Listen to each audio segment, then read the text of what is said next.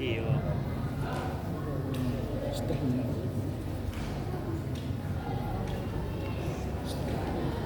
Assalamualaikum warahmatullahi wabarakatuh. Alhamdulillahirabbil alamin. Assalatu wassalamu ala asrofil anbiya'i wal mursalin wa ala alihi wa sahbihi ajmain. Amma ba'du. Pertama-tama marilah kita bersyukur kepada Allah Subhanahu wa taala karena atas rahmat dan karunia-Nya kita diberi kesehatan dan kesempatan untuk berkumpul di masjid yang kita cintai pada malam hari ini.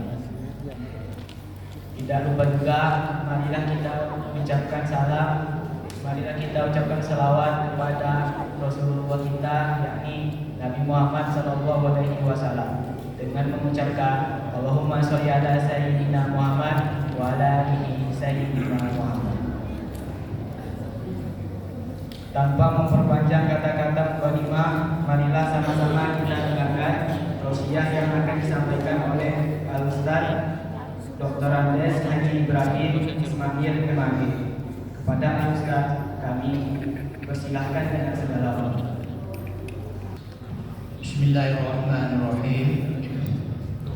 Assalamualaikum warahmatullahi wabarakatuh. Waalaikumsalam warahmatullahi wabarakatuh. Yang sebelah sini aja buat sananya. Diulang-ulang. Oh gitu. Diulang lagi ya. Assalamualaikum warahmatullahi wabarakatuh. Waalaikumsalam warahmatullahi wabarakatuh. Alhamdulillahirabbil alamin. Wassalatu wassalamu ala asrofil anbiya'i wal mursalin wa ala alihi wa ashabihi ajma'in, amma ba'd. Bapak-bapak, ibu-ibu jamaah tarawih rahimakumullah, dan anak-anak kita yang kita sayangi yang sedang pegang pena dan buku, entah untuk apa buku dan pena itu nggak tahu kan? Kadang-kadang cerita ya kerjanya kan. Nanti disorong, teken Ustaz, tangan Ustaz, kosong isinya. Baik, Bapak dan Ibu yang berbahagia,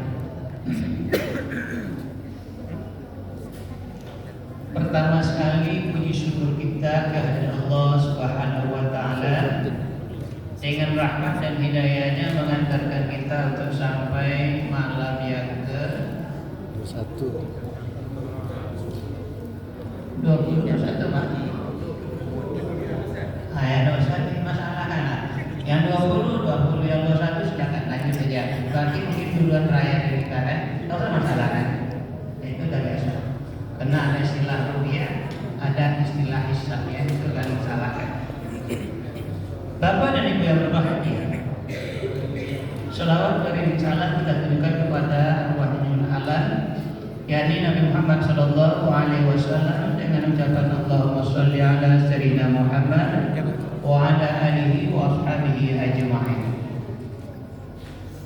Bapak dan Ibu yang berbahagia, pada malam ini tausiah kita berjudul kewajiban menunaikan zakat. Ya, ulangi, kewajiban menunaikan zakat.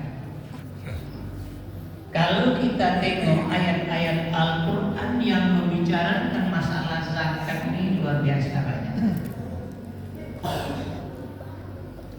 Ya, dalam surat At-Taubah ayat 103, Bismillahirrahmanirrahim.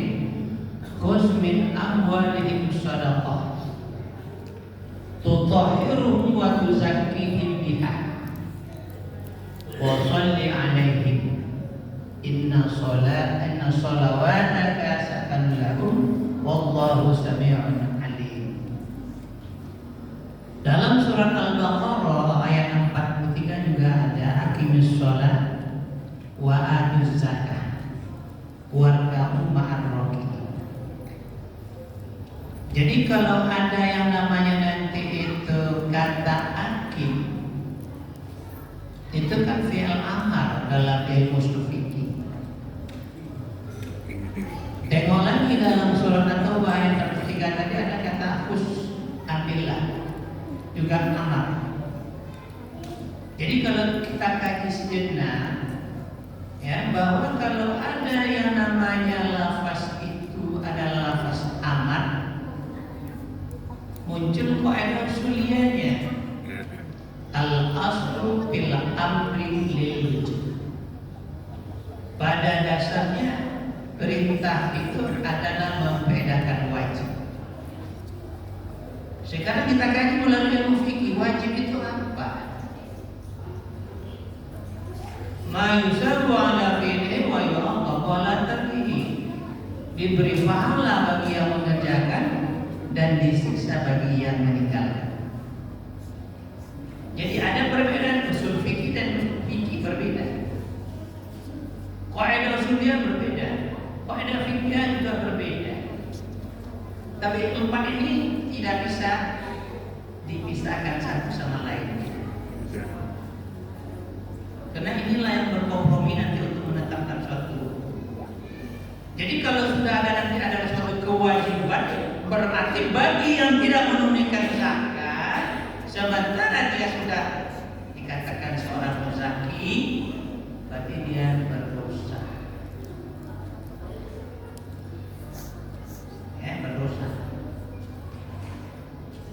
Kalau umpamanya dia tidak menunaikan zakat, sementara harta yang dia miliki itu sampai nisabnya, sampai haulnya, tidak ada hutang piutangnya, tidak ada yang namanya yang melarang untuk dia bayar zakat, dia tidak bayar zakat. Ingat, itu bukan hak dia.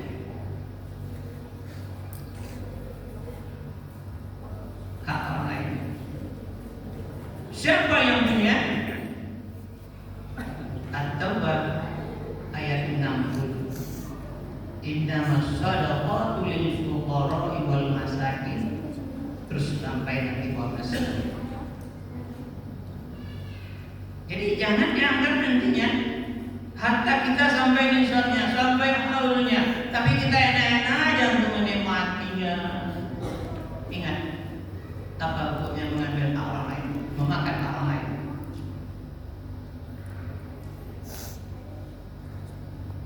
Haram. La taqulu amwalakum bainakum bil batil. Batil itu itulah salah satunya. Nisab sampai, haul sampai, tak diserahkan, batil. Haram, yang tak dibenarkan. Nah, sekarang kita tengok. Pernahkah kita mendengar atau menjumpai seseorang yang selesai dia bayar zakat, dia langsung jatuh miskin? Ada nggak?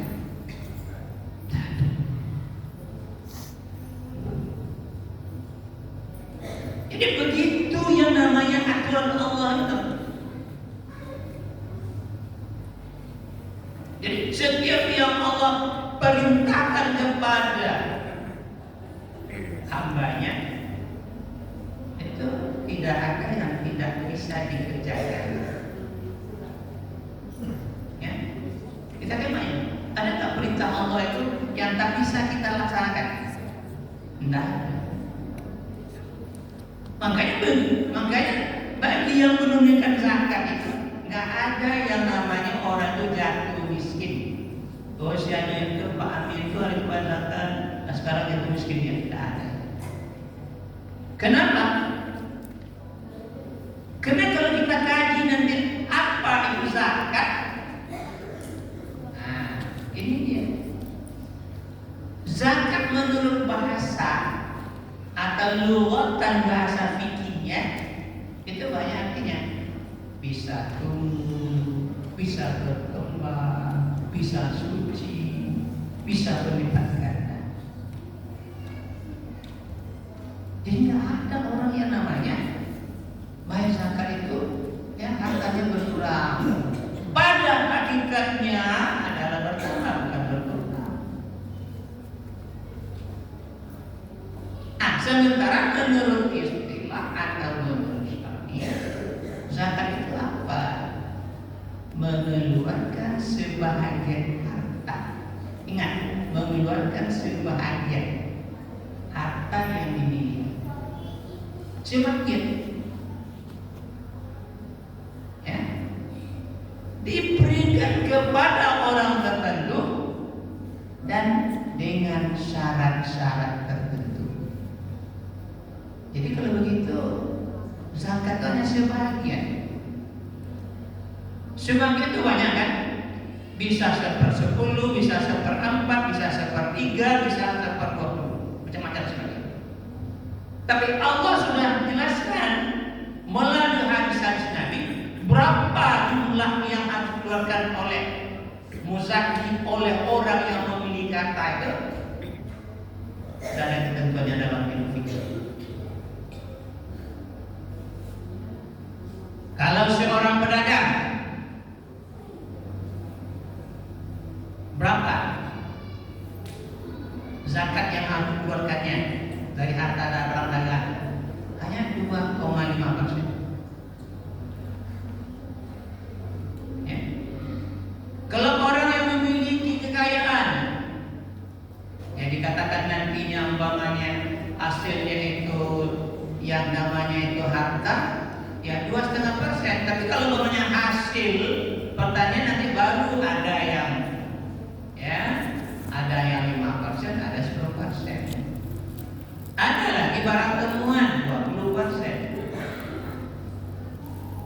Jadi kalau kita punya uang umpamanya berapa? Ada 200 juta, kita uang tunai. Pedagang itu dalam tokonya nilai barangnya ada 100 juta umpama. Nanti berapa jumlahnya? 300 juta. Terus 300 juta, ada nggak utangnya, bonnya? Oh, ada 50 juta. Tinggal berapa? 250 juta. Ada lagi utangnya? Oh, nggak ada lagi, cuma 50 juta bonnya. Kalau gitu 250 juta.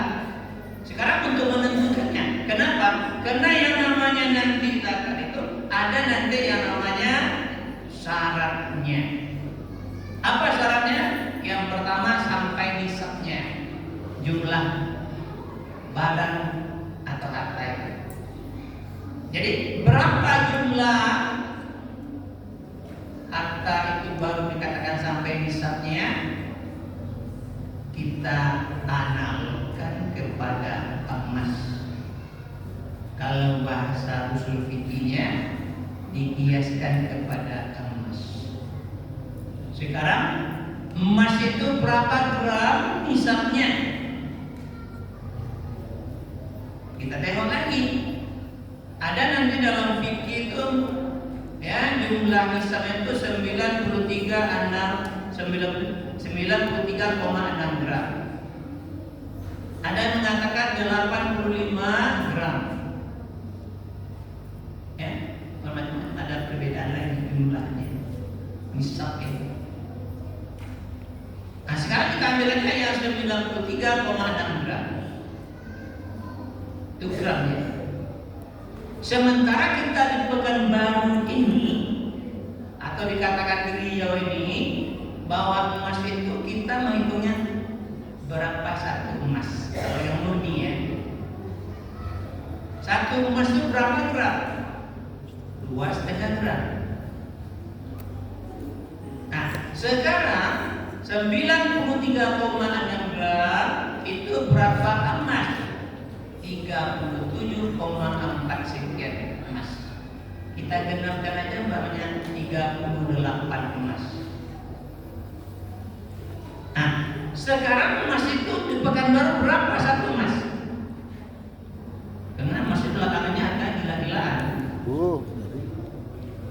Ya, ada yang sampai nanti 67, 65, 64, macam-macam. Sekarang berapa? Berapa satu emas sekarang? Kita patok aja lah 6 juta ya Pak, ya. 6 juta aja. 6 juta. Kita mencari sampai 250 juta tadi, sampai nggak bisa, kita mencari itu dulu.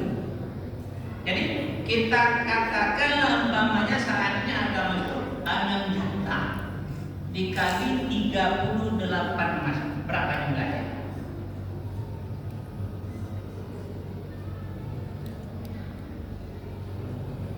3 kali 8 berapa? 3 kali 8 ya, 3 kali namanya coba 30, 4 jadi berapa jumlahnya? 228 juta. Jadi 228 juta itu itulah nisabnya, jumlah uang dengan nilai barang yang ada di tokonya 250 juta. Sampai nggak nisabnya? Sampai. Ya. Berarti berapa yang harus dikeluarkannya? Kali saja 250 juta kali 2,5%. 100 juta 2,5%, 2,5 juta. 205 juta, 50 juta, 100 1 juta 250. Berarti seorang pedagang tadi yang punya harta kekayaannya yang murni 250 juta, dia hanya dalam 1 tahun itu hanya mengeluarkan zakatnya 6 juta 250 juta. Kalau dibagi 12 bulan lagi berapa?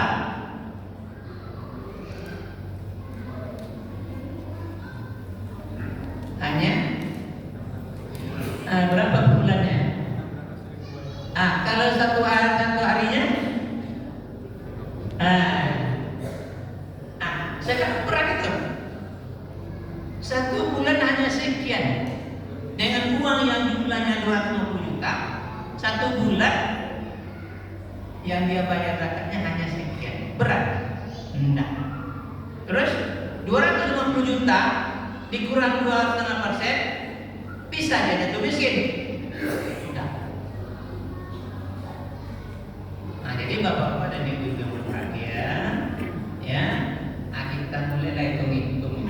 Tahun yang lalu, Ramadan tahun yang lalu kita bayar zakat.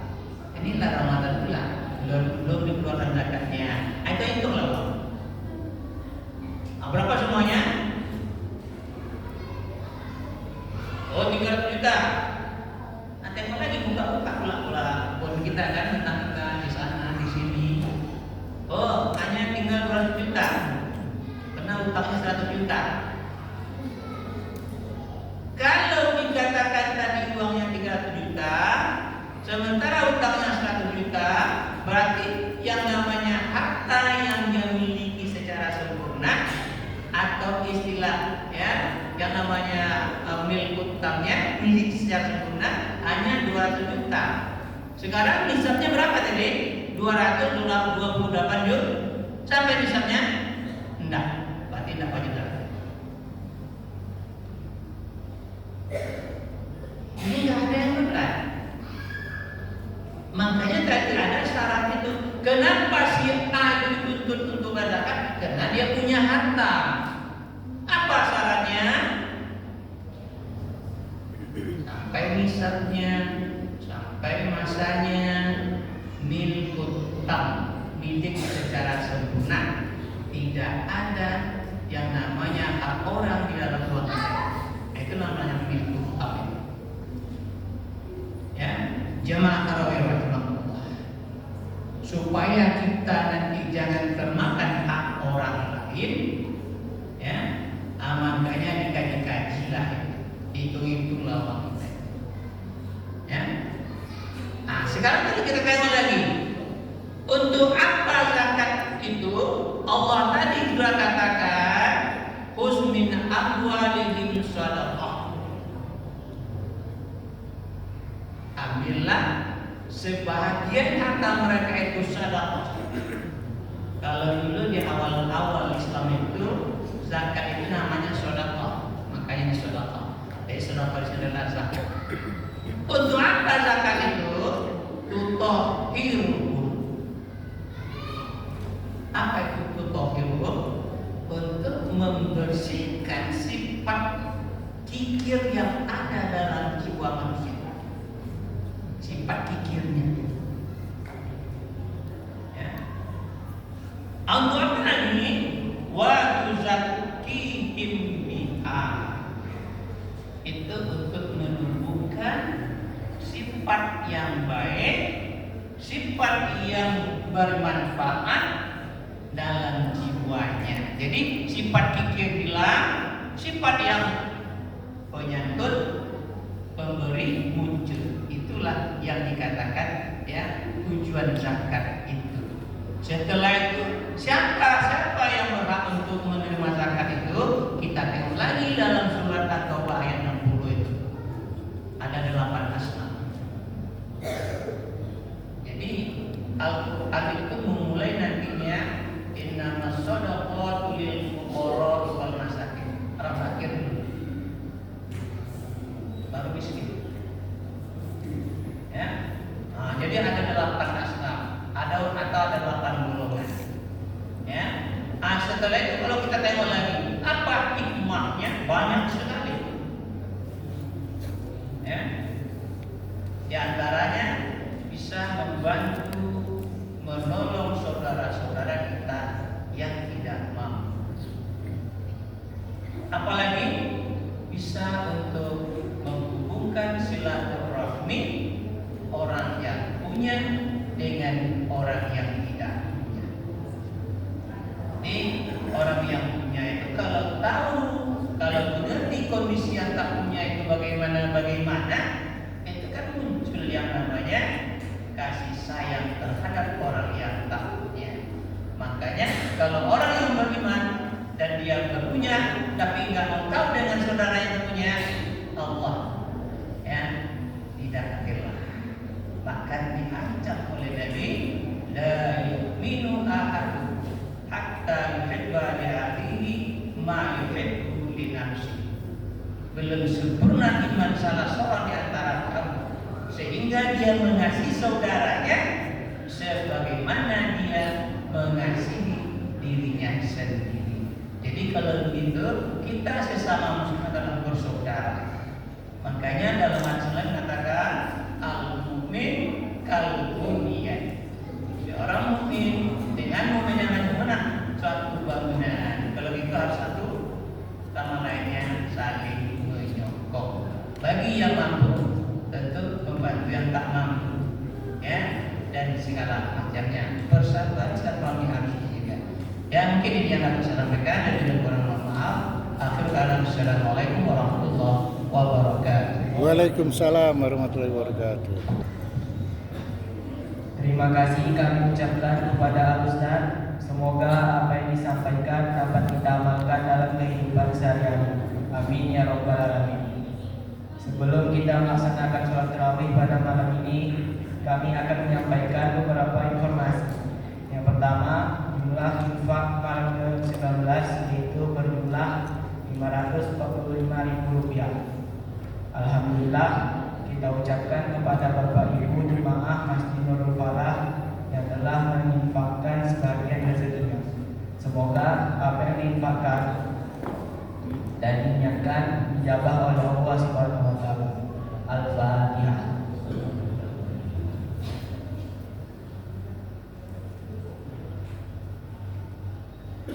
Amin. Yang kedua, jadwal sedekah Ramadan untuk tadarus Bapak Budi Isani Perumahan Kings Park G7 dan Bapak Suherman RT 05. Sahur Pak Emisal Pilihan Kamboja 2.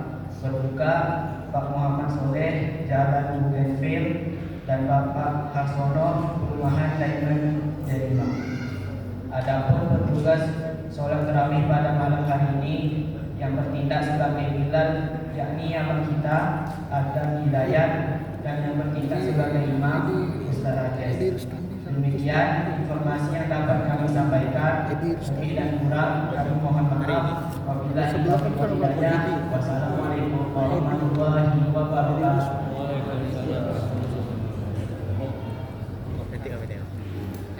Ya, ini Ruspa. Tanggal 10 kan tanggal 10. Ya, ini Ruspa ya. Yang ini.